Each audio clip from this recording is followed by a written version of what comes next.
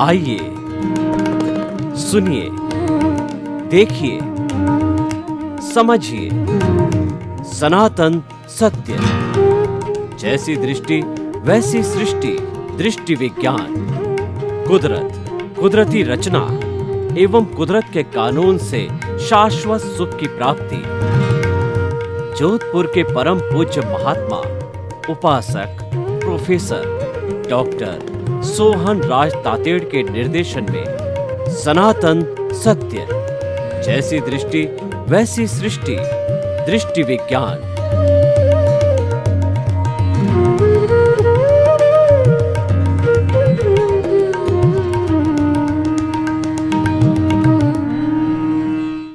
भाई और बहनों, मातृशक्ति को नमन। स्टूडियो में आपका हार्दिक स्वागत है। हम आपके पास में आत्मविज्ञान कार्यक्रम लेके आए हैं। आत्मविज्ञान को कहते हैं साइंस ऑफ द सोल। इसके केंद्र में आत्मा है और इसके घटक है, इसके कंपोनेंट्स हैं सही दृष्टि, सही सोच, राइट विजन, राइट थिंकिंग, और इसकी निष्पत्ति है रॉन्ग बिलीफ को समाप्त करके राइट बिलीफ में आना। और उसके लिए हम साधन उपयोग में लेंगे सनातन सत्य, कुदरत का कानून, अल्टीमेट ट्रुथ क्या है। हम आपको सच्चाई को बताएंगे और हम आपको ये तय कराएंगे कि सबसे पहले आप ये तय कीजिए कि आप कौन हैं, आप कहाँ से आए हैं और आपको कहाँ जाना है। ये 3 प्रश्न हम आपके भीतर खड़े करेंगे और आपसे ही समाधान चाहेंगे, और ये समाधान आपको आत्मविज्ञान कार्यक्रम से मिलेंगे। प्रतिदिन नए नए एपिसोड्स उसको पुष्ट करने के लिए हम आपके सामने लेकर प्रस्तुत होते हैं। तो आज का हमारा बहुत ही सुंदर विषय है कि सत्य ही ईश्वर है। Truth is God, God is truth. What is God?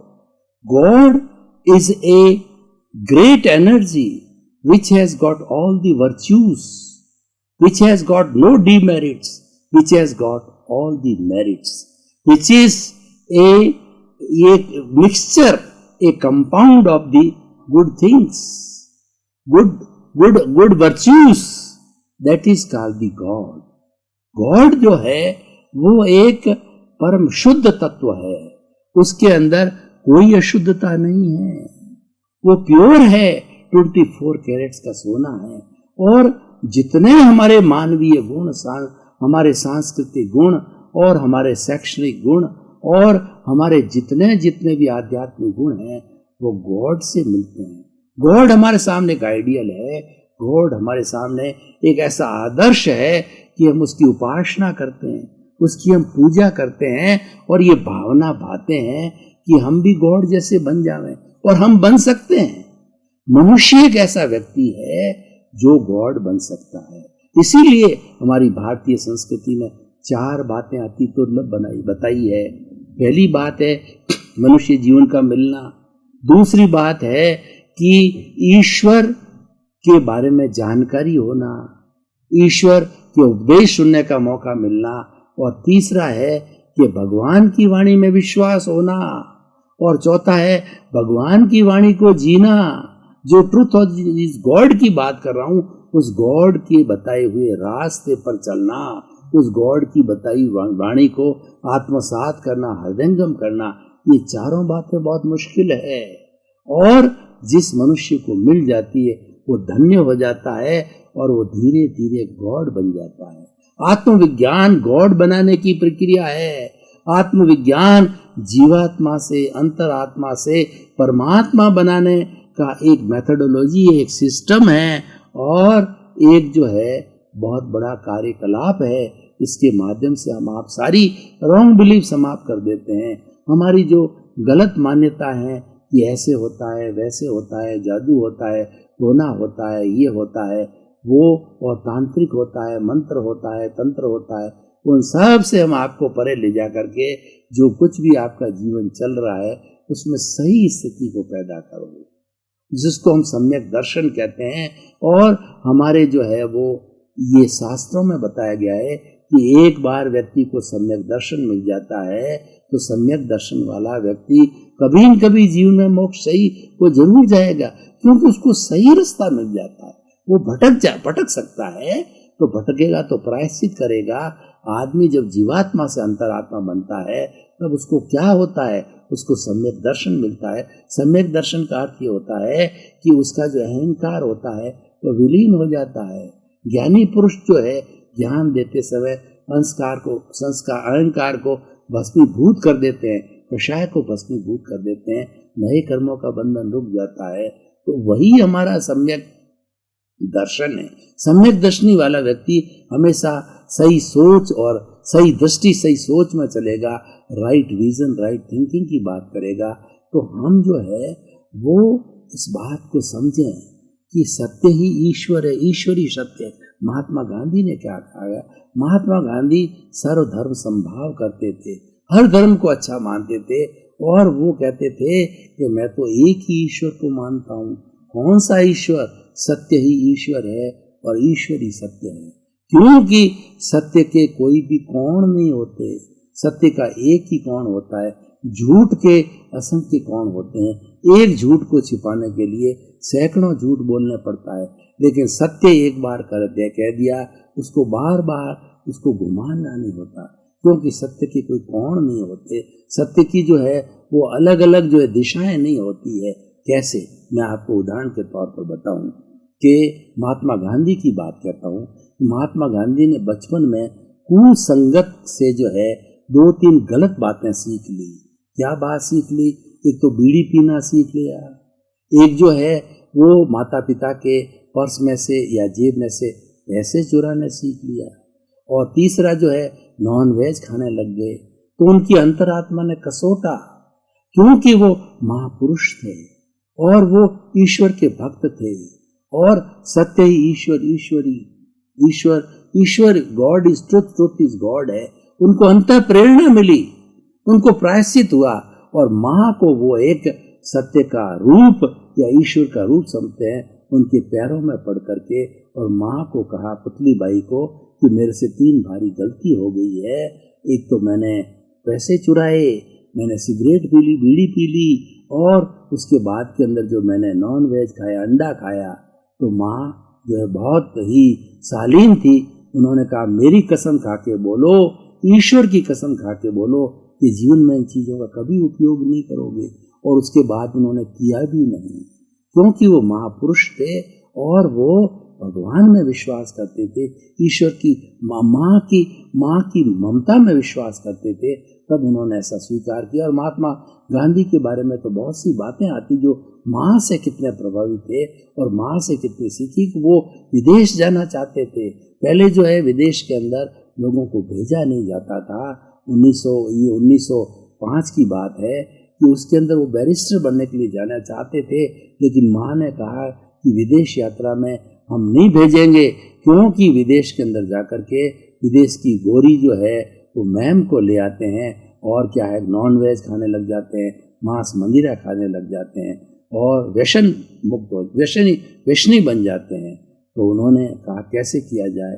तो उन्होंने उनके बेचर जी करके जैन साधु थे, बेचर जी स्वामी को ये सामने जो गांधी जी निवेदन किया, तो बेचर जी स्वामी को बहुत माँ पुतली बाई जानती थी। बेचर जी स्वामी ने एक रास्ता निकाला कि हम इसको 3 तरह के जो है सौगंध दिला देते हैं, त्याग करवा देते हैं। क्या त्याग कराना है?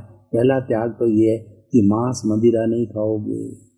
दूसरा है कि जो प्राय होता है विदेश के अंदर, किसी के साथ शादी कर ली और किसी को मैम बना दिया, तो यानी वो हम ये कार्य जो है वो नहीं करेंगे। और तीसरा जो है खान पान की बात है, वहाँ अंडे वगैरह है, नॉन वेज बहुत चलता है, तो वो तुम नहीं लोगे, क्योंकि हम भारतीय संस्कृति के शाकाहारी लोग हैं। हम ब्रह्मचर्य में विश्वास करते हैं, हम व्यसन मुक्ति में विश्वास करते हैं। तो माँ ने ये बात मान ली और माँ की साक्षी से, बेचर जी स्वामी की साक्षी से तीनों जो है उन्होंने ओथ ली। और ओथ लेने के बाद में महात्मा गांधी इंग्लैंड गए, बैरिस्टर बन करके आए और फिर अफ्रीका गए और फिर जो है वो स्वतंत्रता के आंदोलन के अंदर गए। तो कितनी बड़ी बात है।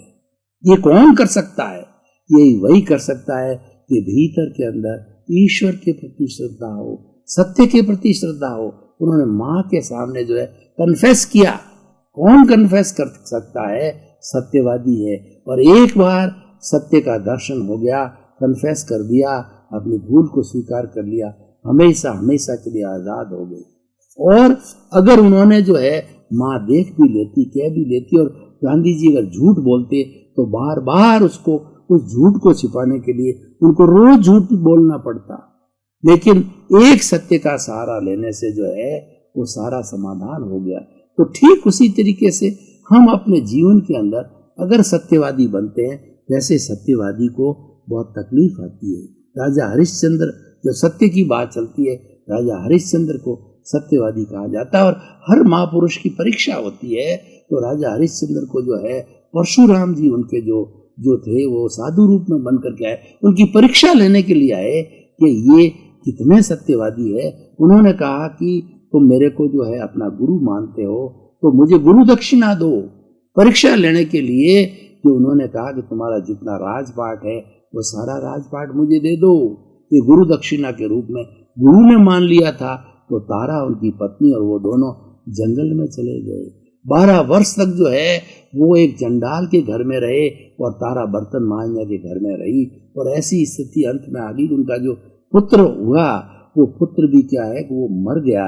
तो मर करके तारा जब जो है वो जो है शमशान के अंदर ले गई तो वहां पे उनकी हरिश्चंद्र की ड्यूटी थी, चंडाल ने लगा रखी थी, बिना कफन लिए तुम किसी को भी जो है शमशान में जलाने नहीं दोगे।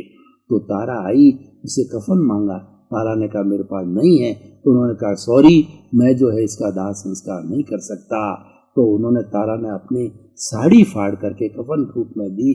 तब जाके हुआ, तब ईश्वर प्रकट हुए और उनकी परीक्षा पूर्ण हुई कि ये बहुत बड़े सत्यवादी हैं। और पुनः उनको अपना राजपाट मिल गया, क्योंकि वो तो परीक्षा थी, परीक्षा की घड़ी में असफल हुए। तो सत्य जो है हमारी परीक्षा लेता है, और वो एक बार परीक्षा लेता है, उसमें हम उत्तीर्ण हो जाते हैं तो बार बार कहने की कोई जरूरत नहीं होती है।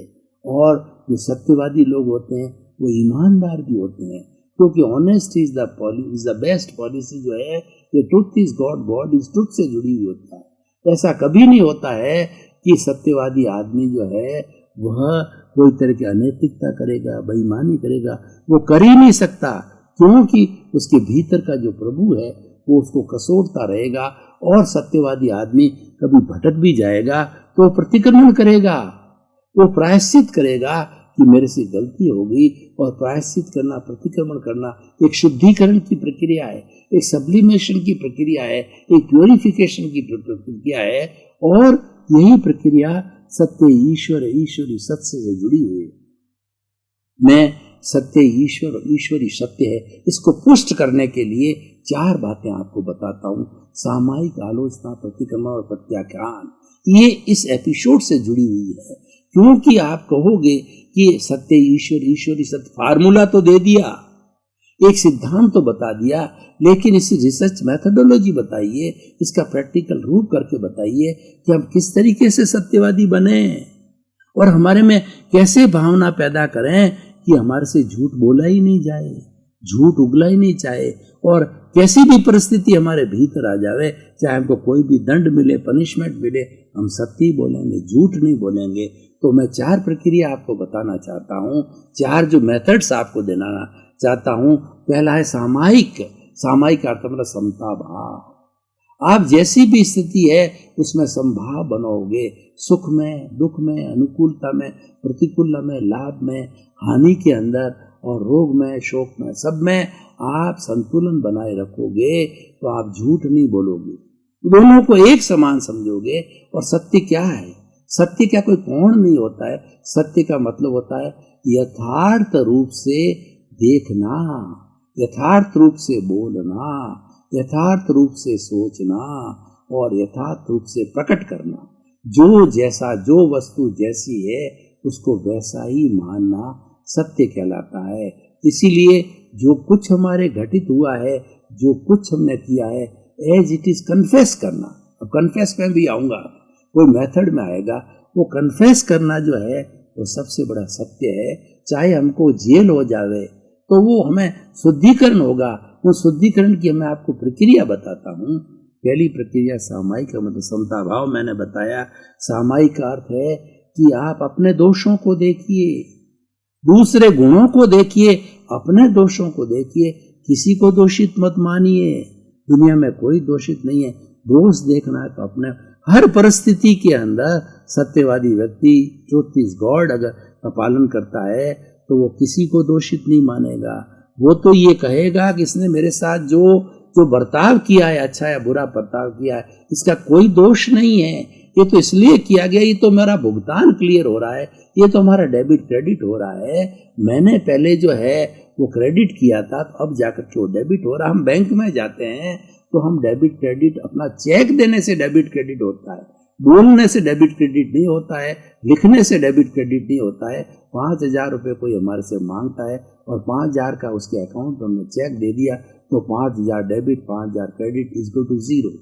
यानी मतलब हमारा पूर्व जन्म के अंदर जितना भी लोगों के साथ में जैसा जैसा व्यवहार किया होता है उसके अनुरूप हमको जो है सजा मिलती है, पनिशमेंट मिलता है, अवार्ड मिलता है और हम शुद्ध हो जाते हैं और हमारा हिसाब क्लियर हो जाता है। और हिसाब के लिए शरीर मिला है और इसी का नाम व्यवहार है। और व्यवहार में क्या है? व्यवहार में किसी का लेना है, किसी का देना है, कोई सुख देगा, कोई दुख देगा, हम उसके अंदर संभाव रखें, इसको सामायिक कहते हैं। और गहरे में जाकर के दोष देखें कि किस किस के साथ हमने क्या क्या दोष किया है, उन दोषों को देखना, उन पापों को देखना सामायिक कहलाती है। और फिर अभी कन्फेस करने की मैंने बात कही, उनको स्वीकार करो, ये दोष मेरे किए हुए हैं, किसी और के नहीं। उसको आलोचना कहते हैं, उसको कन्फेस कहते हैं। सत्य ही ईश्वर है, इसको मानने वाला व्यक्ति हमेशा कन्फेस में विश्वास करेगा, ये गलती किसी की नहीं है, ये गलती मेरी है, किसी को दोषित नहीं मानेगा, वो दोष तो अपने देखेगा। हमेशा उसका दृष्टिकोण अपने दोष को देखने, क्योंकि वो मानता है कि मेरे दोष देखूंगा मेरा शुद्धिकरण होगा। कबीरदास जी ने कितना सुंदर कहा है कि कभी जो उन्होंने इतना सुंदर कहा है कि इस दुनिया के अंदर दोष देखने के लिए मैं निकला लेकिन मुझे कोई दोषित नहीं मिला, और जो दिल खोजा आपना और मुझसे बुरा न कोई। कि जब मैंने जो जगत के अंदर जो देखा तो कोई दोषित नहीं मिला, और खुद गहरे में जाकर के देखा तो मेरे जैसा कोई दोषित नहीं है। तो इसलिए भाई और बहनों, ये बात है कि हमें सामायिक और आलोचना, और तीसरा प्रतिक्रमण एक ऐसी रासायनिक क्रिया है। जैसे कि आप कभी कोलार गोल्ड फैक्ट्री में गए होंगे तो वहां पे जो सोने का ओर निकलता है गोल्ड, उसके साथ मिट्टी होती है, ओर के रूप में बाहर आता है, क्योंकि जमीन से निकलने वाली हर चीज ओर के रूप में होती है, मिट्टी उसके साथ जुड़ी होती है। उस ओर को कई रासायनिक क्रियाओं के द्वारा मिट्टी को अलग करते हैं और उसको तपाया जाता है, सोने को तपाया जाता है, मेल्ट किया जाता है, शुद्धि निकाली जाती है। कोई दूसरे तरह का कंपोनेंट हो तो वो अलग किया जाता है।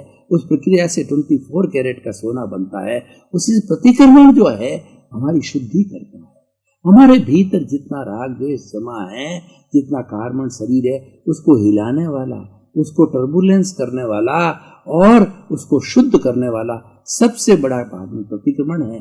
प्रतिक्रमण क्या है कि ये अभी कन्फेस करो, ये दोष मेरा किया हुआ है, जाने अनजाने कन्फेस करते रहो कि 84 लाख जीवा योनि में जरूर किसी के साथ कभी न कभी कष्ट हुआ ही है।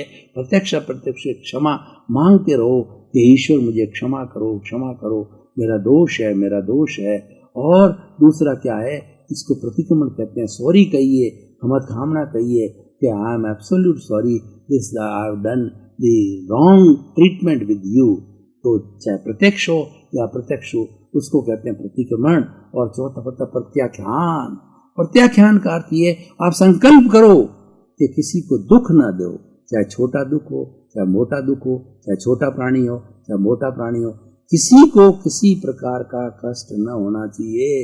रॉन्ग फीलिंग्स, नकारात्मक विचारों से भी नहीं होना चाहिए। न खुद के प्रति नकारात्मक भाव लाओ, न और किसी के प्रति जो सूक्ष्म है वो नकारात्मक भाव है वो भी न तो किसी प्राणी के प्रति लाओ, उसको दोषित मत देखो। नकारात्मक भाव का मतलब है उस प्राणी को अपने लिए कोई ट्रीटमेंट होता है उसका दोष देखना, वो नकारात्मक भाव है। वो दोष अपने हैं, तभी व्यक्ति हमारे संपर्क में आया है, तभी उसने ऐसा किया है। दोषित कोई होता ही नहीं है, दोष तो खुद के होते हैं, वो तो अपना हिसाब चुकता करने के लिए आया। तो प्रत्याख्यान का अर्थ होता है कि जो है मुझे, हे मेरे भीतर विराजमान शुद्ध आत्मा भगवान, मुझे ऐसी शक्ति दो कि इस जगत के, चराचर जगत के किसी भी प्राणी को किंचित मात्र दुख न हो मेरे द्वारा। कष्ट न हो, दुख न हो, मुझे ऐसी शक्ति दो, मुझे ऐसी जागृति दो और मुझे इतना मजबूत बनाओ, मैं किसी को दुखी नहीं करूं, किसी का कष्ट नहीं दूं, बल्कि दूसरे का कष्ट हरूं, मैं जगत कल्याण करूं, जगत के प्रति अच्छी कामना करूं कि सबको अच्छा जीवन मिले, अच्छा सुख मिले, अच्छी शांति मिले और जो है मंगल की भावना करूं सबके लिए। मुझे उसके विपरीत ऐसी शक्ति दो, अमंगल की जगह मंगल की शक्ति दो। तो ये हमारा सारा प्रत्याख्यान, ये सब शुद्धिकरण की प्रक्रिया है। खाली सत्य ईश्वर, ईश्वरी सत्य व्याख्या करने से कुछ नहीं होगा, आपको करना पड़ेगा। और मरे बिना स्वर्ग नहीं मिलता है। मुझे स्वर्ग जाना है तो मुझे मरना पड़ेगा। आपको कुछ प्राप्ति करना है, कुछ पाना है तो आपको खोना पड़ेगा। बिना खोए हुए आप पा नहीं सकते। आपको खोना क्या है? आपको खोना है राग द्वेष। आप राग द्वेष खोगे, राग द्वेष को मिटाओगे तो समता भाव आएगा। समता भाव आने से मोक्ष की प्राप्ति होगी। और वो खोने के मेथड मैंने सामायिक आलोचना, प्रतिगमन, प्रत्याख्यान बताया, ये खोने के मेथड है। और पाने के मेथड जो है, जब हम खोएंगे तो ऑटोमेटिकली प्राप्त हो जाएगा। आपने राग द्वेष को खो दिया और ईश्वर बन जाओगे। Truth is God, God is truth क्या है? आप स्वयं ईश्वर बन जाओगे और कभी आप झूठ बोलोगे ही नहीं। जो व्यक्ति ज्ञानी पुरुष होते हैं और जो मुमुक्षु होते हैं, जिनको ज्ञान मिल जाता है, जिनको महात्मा कहा जाता है, वो ज्ञानी पुरुष जो है वो कभी भी रॉन्ग बिलीफ में नहीं जाते, वो राइट बिलीफ में जाते हैं और जीवन का एक दृष्टिकोण बना देते हैं 5 आज्ञा के माध्यम से कि इनका पालन करके मैं जो है वो सत्य ही कोई ईश्वर मानूं, ईश्वर को ही सत्य मानूं। और इस तरीके से हमारी ये बात पुष्ट हो जाती है। तो एक ऐसा, भाई और बहनों, आपका बहुत बहुत धन्यवाद। आप आत्मविज्ञान कार्यक्रम देखते रहिए। आत्मविज्ञान कार्यक्रम आपकी दृष्टि को बदलेगा, आपकी सृष्टि बदल जाएगी, आपकी नज़र को बदल देगा, आपका नज़रिया बदल जाएगा, आपकी दिशा को बदल देगा, आपकी दिशा बदल जाएगी, आपकी रॉन्ग बिलीफ समाप्त कर देगा, आपको राइट बिलीफ मिलेगी, आप सही रास्ते पे चलोगे, आपको राजपथ मिलेगा और आप सिद्ध बुद्ध मुक्त बनोगे। सर्वे भवन्तु सुखिनः, सर्वे भवन्तु निरामया। इस जगत के सब जीवों को सुख मिले, शांति मिले, आनंद मिले, सबका मंगल हो, सबका कल्याण हो। आपके प्रति भी यही कामना।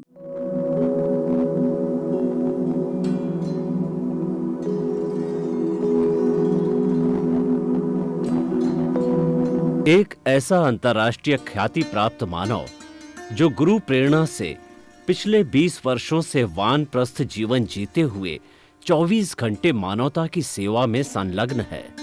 एक ऐसा मानव जो अभी राष्ट्रीय, अंतर्राष्ट्रीय टीवी चैनलों पर 7,500 एपिसोड के माध्यम से सनातन सत्य, आत्मविज्ञान एवं पुनरुत्थान, व्यवहार एवं निश्चय जगत के जीवनोपयोगी विषयों पर हृदय स्पर्शी प्रवचन कर चुका है। उस मानव का नाम है महात्मा उपासक प्रोफेसर डॉक्टर सोहन राज तातेड़। प्रोफेसर तातेड़ द्वारा योग, दर्शन, शिक्षा विषयों पर रचित पीएचडी स्तर के 250 शोध ग्रंथ भारत के 100 प्रतिष्ठित विश्वविद्यालयों में शोधार्थी पढ़ रहे हैं तथा वे सभी शोध ग्रंथ वहां की सेंट्रल लाइब्रेरियों में उपलब्ध हैं। महात्मा सोहन राज ने अभी तक हजारों स्कूलों, कॉलेजों, विश्वविद्यालयों एवं संस्थाओं में सेमिनार, वर्कशॉप, कैंप लगाकर लाखों विद्यार्थियों को योग, दर्शन, शिक्षा का प्रशिक्षण देकर उन्हें सुसंस्कारित किया। डॉक्टर तातेड़ ने भारतीय संस्कृति उत्थान के 4000 से अधिक समसामयिक विषयों पर आर्टिकल लिखकर ऑनलाइन जर्नल, पत्रिकाओं, वेबसाइट्स पर प्रकाशित किया, जिसका उपयोग लाखों पाठक कर रहे हैं। उपासक तातेड़ के 5000 से अधिक आज का सुविचार, आज का शुभ संदेश, आज का मंगल भावना योग आदि चिंतन websites, Twitter, blogger, Facebook, YouTube माध्यमों से लाखों लोग अपना जीवन निर्माण कर रहे हैं। मानवता के मसीहा ऐसे महामानव महात्मा सोहन राज तातेड़ के प्रोफाइल को अभी तक विश्व के 20 लाख दर्शक यूट्यूब पर 12 लाख गूगल पर एवं लाखों दर्शक फेसबुक, ब्लॉगर, ट्विटर और इंस्टाग्राम पर देख चुके हैं।